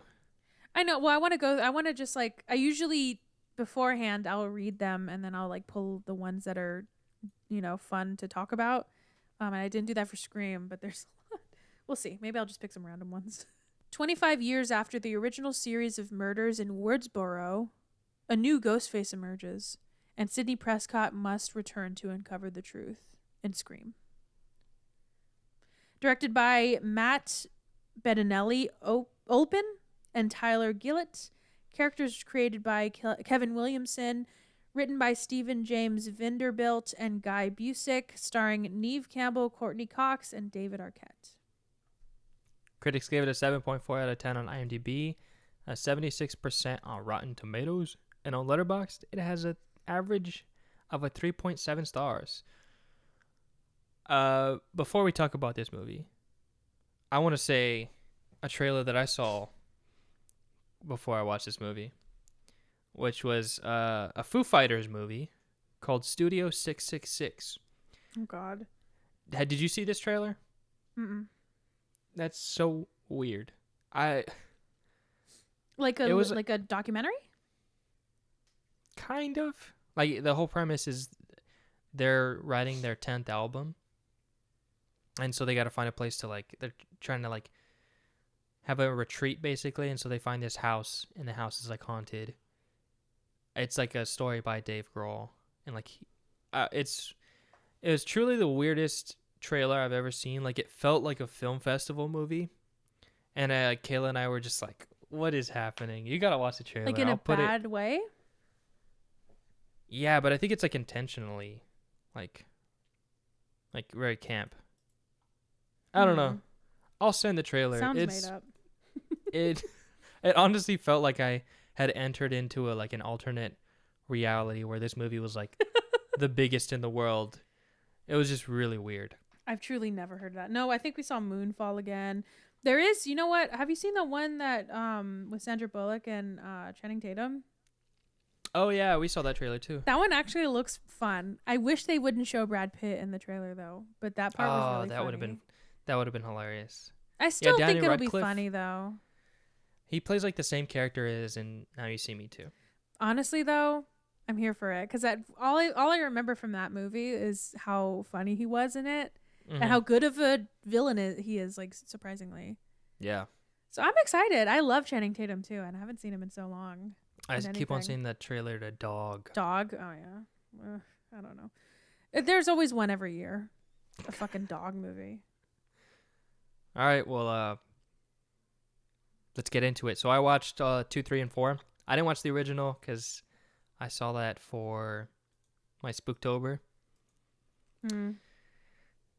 They're solid. They're really fun.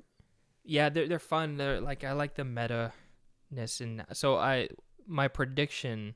I don't know if you saw my ridiculous prediction for this movie going into it, but I wanted them to go like extremely meta and realize that they were in a horror movie and sort of like wake up from the Matrix.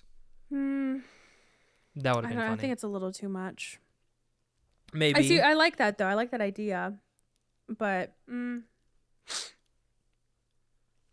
I don't know. But it felt good. It felt good, like coming off of 2, 3, and 4 to go into I wish I this would have like done that. requel, because they kind of talk God. about that. Yeah. I mean, they talk about it in every single one. But this one was really funny, like surprisingly, like very funny. It was very aware. I don't know. I don't know if you have notes. If you want to go, I mean, through, I didn't like, take any, but I think yeah, we can just go through like beat by beat if you want. I loved the beginning scenes are always so good. Mm-hmm. And I love how it seemed like they stayed true to a lot of what the movies do, but then they also kind of it did their own thing. And in the fact that the girl from the beginning did not die, because I feel like in every single one they all die, right? Mm-hmm. Oh, I guess spoilers. Should we not spoil this movie? No, I mean, let's spoil it. Okay. So I liked that. I also love Jenny Ortega. I think that's her name. Jenny. Jenna. She's a really good actress. I saw last year for South by, I saw this movie that she was in, and I forgot it hasn't been released yet, but I don't remember what it was called.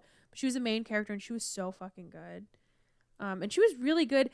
I will say though, so good that anytime she was in a scene with the girl that played her sister, it was pretty glaring because that girl's she's not a good actress. Kayla and I were talking about this on the drive home. Completely agree. Like I don't like her at all. Her acting was like mediocre, and the fact that Jenny Ortega was so good, it like night and day almost. Because she kind of when had she dead was like, eyes. But didn't she like? I don't know. That's mean. Okay. I don't know enough to speak on her, but for Jenna, she was like, or I think her name is Tara in the movie. Yeah. When Tara's like kicking out, I don't know Sam for like when she realizes or when she tells her, she's like, get the fuck out, and she like keeps on saying that. Like that was really good. I know. I was like, I shouldn't be watching this. Like I feel intruding. Exactly. I wish she would have been. I mean, she was a pretty substantial part of it, but I wish she was the main character. Right. She was Sam, and someone else was Tara. Yeah. I guess that's my biggest critique so far is I just don't.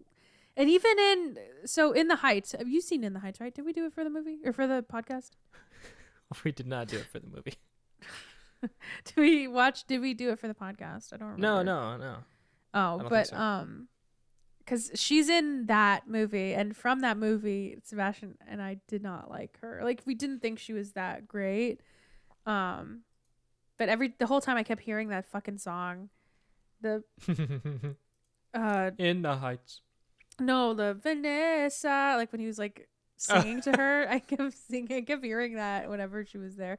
But yeah, I wish they would have gotten a better actress, which sounds mean. They do look like sisters. Yeah. Which I guess is like a plus that it is. I want to know believable. Who the mom? Like I don't know if we've seen her.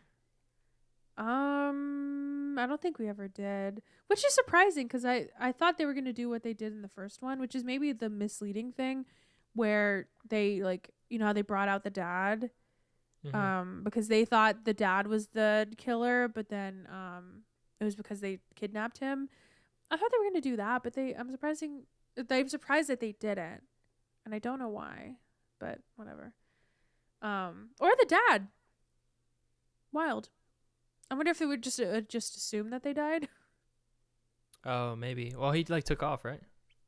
Yeah, but either way, if he hears something's happening to his kids, then like. would you not come back? True. Well, yeah. But I guess like I said, spoilers. But I knew that Amber girl was involved like the minute they showed her. Okay. Was it Amber? Yeah. So I knew she was involved. I didn't. Especially we're talking about this too, like who we knew, because ours was opposite. Where I knew for a fact she was one of the people, because there's always two. Or Sebastian, he didn't. We saw a recap video, but he's never seen any of them, so we didn't know that's kind of like a thing with the Scream movies, that there's always two people. So he thought he knew from the beginning that it was the boyfriend. He said, he was like exactly what Dewey said. Like it's always the boyfriend. Plus, he was like 6 months. Like, you've known him for 6 months. Like, that's not even that long, bro. Yeah, I could commit to something for 6. I could commit to fooling you for 6 months, girl. But I don't know. I thought that was too obvious. But I did, like I said, I did know it was her. And Sebastian knew it was the guy. But we had the same, like, we didn't know who the other person was. We were kind of going back and forth of who. And I was like, maybe... For me, I was like, maybe that it is one person, and that's the twist this time, is that it isn't two.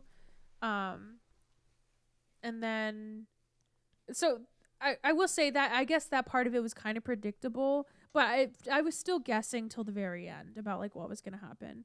Like I didn't know it was a boyfriend until he stabbed her.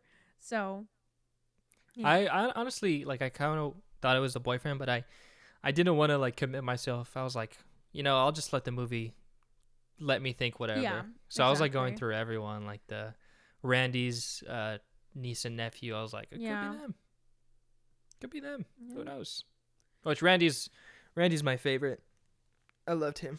I forgot that his name was Randy. Yeah. I don't want to wake him up. But yeah, I like how they brought in how the original cast members weren't like the main focus of it. I really like that they were kind of like side characters, and they let the younger kids be more involved in the movie itself. I also liked, and I was talking to, because we talked when Avatar was on the podcast, we kind of talked about Scream. I don't remember if it made it to the episode, but I talked to her about it, and she brought up another one of my favorite parts too was whenever the sheriff's son, whenever he kept opening the doors and it made it seem like something was going to happen, but nothing ever did. And I thought they were going to fake us out and have something happen, but I like that it was just like, they just fucked with us. I thought they were very really aware. Fun. Like, and just like, you think it's going to happen. It's not. But it's fucking not. Because usually in movies, they'll do that where they keep faking you out, but then the very last one, there is something. But this one, like, I like how they stayed with like nothing. Yeah, and they surprised you when they killed the sheriff. Like, because that was a good jump scare for me and for Caleb too, because I was like, did not expect that. No, the jump scare for me was at the very beginning when he ran from the darkness. Like, remember he was like in a hallway and he like ran from it. You see the Scream mask. That scared the shit out of me. Like, and Scream movies don't usually scare me because I mean they're kind of more, slasher, but like they don't really have a ton of jump scares. That scared the absolute shit out of me. That's funny. And also, and I think it's because of the directors. So I don't know if I said this before, but the directors were the same directors from Ready or Not. So you knew this movie was going to be fucking good. Yeah. But I think one thing that they brought, because it is very much a Scream movie, but one thing I think they brought was the goriness, because this is one of the goriest ones, I think. Like the way that he stabbed that kid in the fucking neck. Oh, yeah. That was pretty rough. How it just like... And I don't remember if they went so hard in stabbing people as much as they did this one. They stabbed them like a lot. I mean, they did, and the other ones they stab. They stab. I mean, it is called stab. But this one is not as like it's pretty classic stabs. Just body shots. But that neck one, and like fucking you wild. Stay with it. You slide down the door with him. And then the way. First of all, I loved I forgot how good David Arquette is. I like him a lot. But I love that I don't want to say loved it, but I thought it was nice that they hired, what is the word? made the stakes higher. How do I say that? Made the stakes higher. Well, they did Raise the that by stakes? raise the stakes by killing Dewey, because I truly didn't think they would do that. I thought maybe like Sydney at the end, because if they were gonna like close off the entire franchise, I feel like that would be the way to do it, or maybe even Gale. But I don't know why never thought they would have killed Dewey. Yeah, especially because he's made it through so much shit. Like you said, he's been stabbed 9 times. But the 10th one was it? Huh? The 10th and 11th were the ones that did him. Well, that's why I bring it up, because that killing was fucking brutal. Oh, I was like, I can't imagine, like, not only in the front and the back, but also fucking bringing it up. Holy shit. Brutal. That was pretty brutal. And I thought it was pretty psychotic too, the way that they were like, it's an honor. Yikes. Big ol' yikes. Ooh. But I think that was a good choice for the movie, though, to kill one of the main characters. Yeah, I mean, it's kind of a rule of a requel. Oh, I guess so. Yeah, I think about that. There's one part. This is kind of jumping, but I don't really have anything else to say. But where, they're leaving the hospital and they're like, I'm gonna do something no one in these movies ever does. Is I'm gonna get the hell out of town, right? Yeah. I thought she was gonna say, I'm gonna kill myself. So if you think about it, no one ever does that. And if I gotta say, I'm sure they'd also go to a fucking carnival, Anthony, but that doesn't mean that they're gonna do it. Okay, the reason I say that is because Kayla always says if she's in a scenario like zombie apocalypse, or like nuclear outbreak, and just like she's like, I'm just gonna do it. I'm just gonna off myself, because like, what's the point? Yeah, but then you could have oh wait, have you seen The Mist? Yeah. Then you could have that situation. I know, but like, I guess you'll never know. You'll never know. It'll be like, is it worth living through? I'm just saying, I thought that's what she was gonna do. She was gonna say. Wait, what kind of ending is that though? I don't know. I honestly would have been funny. Yeah. What a wild thing to say. But I guess I don't know if there's anything else to say other than like the end of the movie. Do you have anything else? Not really. Well, because I truly believed that they were gonna include I don't remember the character's name, but Matthew Lillard's because he was like the original killer. Yes. He was the second killer. I thought it was gonna be, one of his relatives who's like just pissed off that he didn't get as much recognition as Billy Loomis did.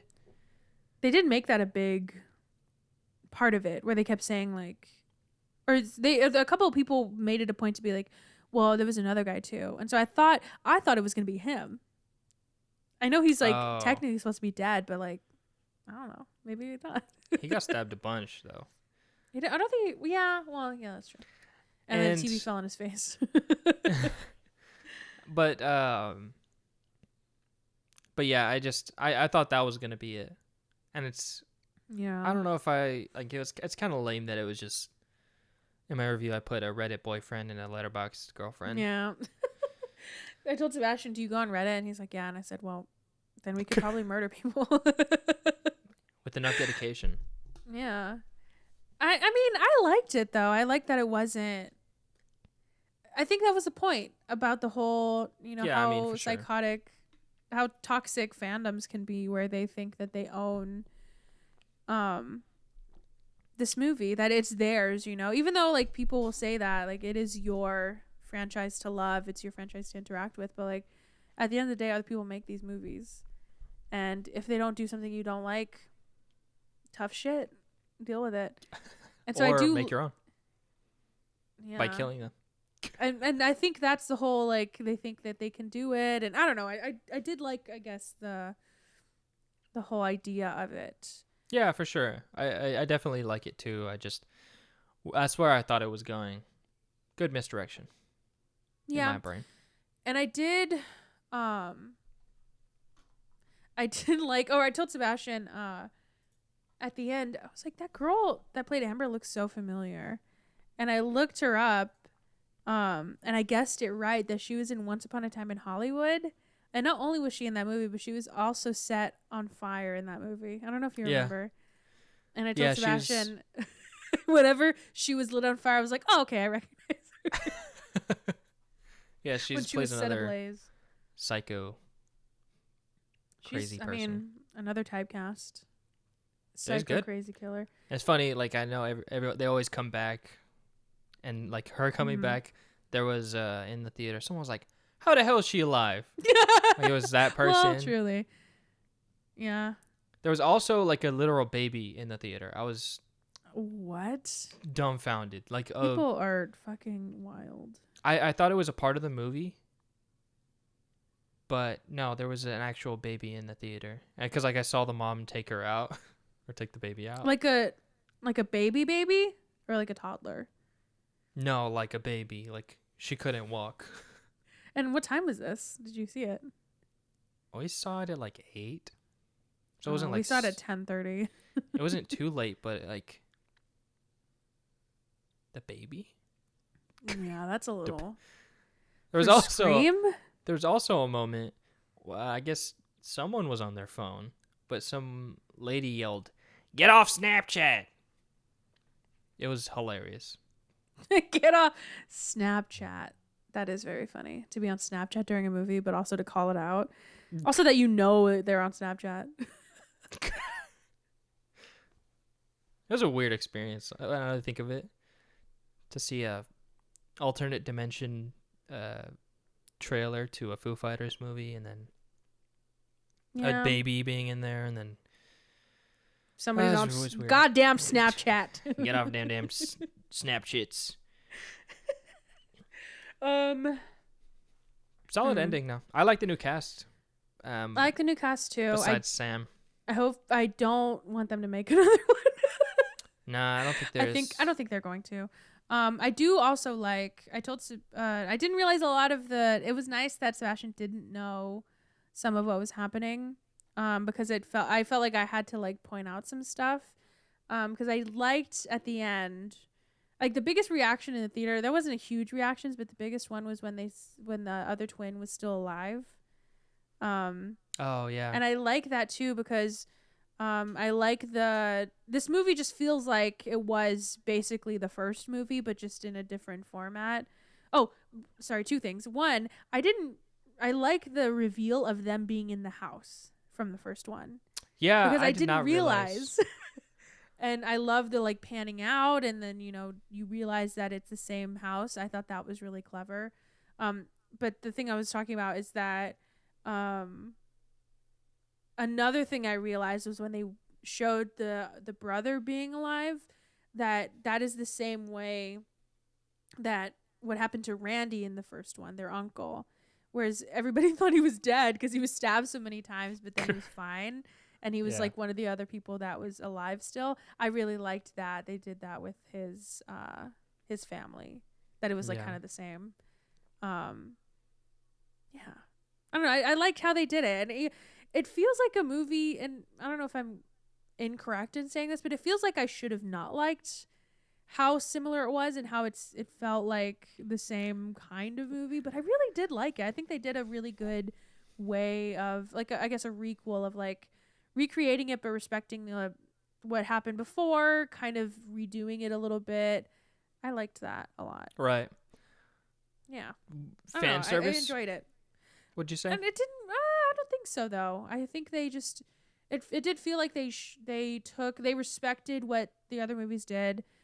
They kind of made their own version while also doing that, while also paying homage to what came before them. So it didn't feel like fan service. It was kind of the same way that I feel like Star Wars did the same thing, right? Like was it The Last Jedi? What was the first one? They all merged together in my head. Well, the first one, you know how people were like, well, this is just this first movie. And I was like, well, yeah, but like, that's the point, is that people are always fucking saying history repeats itself. So yeah, this is that happening, and it's different people, and it's a different way of going about it. And sure, it didn't end well, but like the first movie was pretty good, and like I like this movie. If they're gonna do more, then I might like them, but I like how they did this one. Yeah, it felt like a good slight twist, but yeah, it stayed humble to it, or stayed honest to where it started. Yeah. There you go. Solid. All right. Oh God. Do you want to guess how old the girl that plays Sam? You want to guess how old the actress is? She's 28. 31. Whoa, older than Selena Gomez. Notably. All right, here's some. So David Arquette, who is a certified Bob Ross painting instructor, taught several of the cast members how to paint like the legendary artist during filming breaks. That's really fun. He seems like a nice guy. I don't know if he's not, and hopefully nothing comes out that I'm like, seem like I shouldn't have said that, but he seems like a nice guy. He does seem like a nice guy. This is the first Scream movie not directed by Wes Craven, who passed away in August of 2015 from cancer. This film is dedicated to him, and one of the characters is named Wes, which is another dedication to him. He died pretty gnarly. Oh, but I mean, maybe he would have liked it. I will say the ending, like the song that they played with like the font for when it said For Wes, felt like very 2000, like early 2000s. I really liked that. Yeah, because we were talking about how I wish I would have seen the first Scream whenever. I mean, obviously I couldn't have because it came out in like 96. But it would have been really cool to have experienced that, especially. I've probably talked about this a lot to like tons of people, and I don't know if I've said it on the podcast, but one of the like my favorite things about the first Scream movie, is the fact that Drew Barrymore was supposed to. She was like, I mean, she's the on the poster, that's her face, and she, when it was coming out, she was like the person that they basically used to sell tickets, because they were like, well, Drew Barrymore's in here, she's a big star. They like used her for a lot of promotion. And she was killed in the first like 15 minutes. Yeah. And so I think that's one of the first movies, I think, to do something like that. And that would have been such a fun thing to experience, that I'm like expecting this star that I love to be in it. She's fucking killed. And you're like, well, what do I do now? And then a great movie happens in front of you. I think that's such a fun thing to have experienced. And then so kind of the same dedication thing. When the title card appears that reads For Wes, in memory of the original director of the franchise, I don't know if you heard the birds chirping. Mm-mm. There's like a little, you can kind of hear it. This is due to the fact that in his free time, he was an avid bird watcher and enthusiast. So that was like another little nod to him. That's nice. So when Scream 5 is released, I think it was released on January 14th, 2022, it will have been released 25 years and 25 days since the original film. That's a fun fact. The fact that Dewey never mentioned his sister Tatum or her death and was really criticized, I think, throughout the series, making it seem like she had just been like completely forgotten. But here in this movie, we do see, I don't know if you caught it, but he kept her ashes, like her urn, on his mantle. Oh, yeah. I did see that. And then like a little wooden box. Yeah, so I think that's how they like made up for that. I think that's basically it. There's like I said, there's so many. Do you remember who Mindy is? No. Never mind. It says that she was killed in like certain versions of it. How do you? Well, I'm looking. The niece. Oh, okay. I'm glad she wasn't killed. What was I gonna say? I guess while I'm looking through this, I don't know how did you feel about the whole, like, we didn't even talk about it, the fact that the twist of Sam being Billy's daughter. Oh, I like that. I knew it was. Oh, okay. I didn't like the way that they showed him because it was a little weird. It was a little weird because I think they tried to de-age him. Yeah, but it wasn't even mind that. It was like I forgot when it was, but he was like nodding towards the knife, where he's like, look I kind of liked that though, because he was like, "Girl, you got to do it." Sure, but it was just like cheesy, and it was like, yeah, it just was funny. But I did like how that reveal where she is his daughter was I felt right for this because it's like you just learn so much more about these characters that you thought you knew about, like in that's like the whole thing in the third one. So I like that element of it. Yeah, I thought I would be. I originally thought whenever they first showed him in the mirror, my first thought was like, "Oh God, this is gonna be fucking annoying." But I didn't mind it. I thought they used it sparingly enough, and even like the parts that you were kind of annoyed at, the whole like him pointing towards the knife, I kind of liked it. I knew, that's why I said I feel like this movie was just like a bunch of things that I thought if you would have like said it to me, I would have been like, oh God, that's so fucking annoying. But it worked for me, so I don't know. I did like that cop who was taking care of Tara that just like abandoned her. He was the same dude from Hot Rod. The one who's like dancing. There's like a weird sequence where he's just dancing and throwing flyers. Oh my God. He's like doing that weird dance, like hip thrust. Holy shit, is that him? Yeah.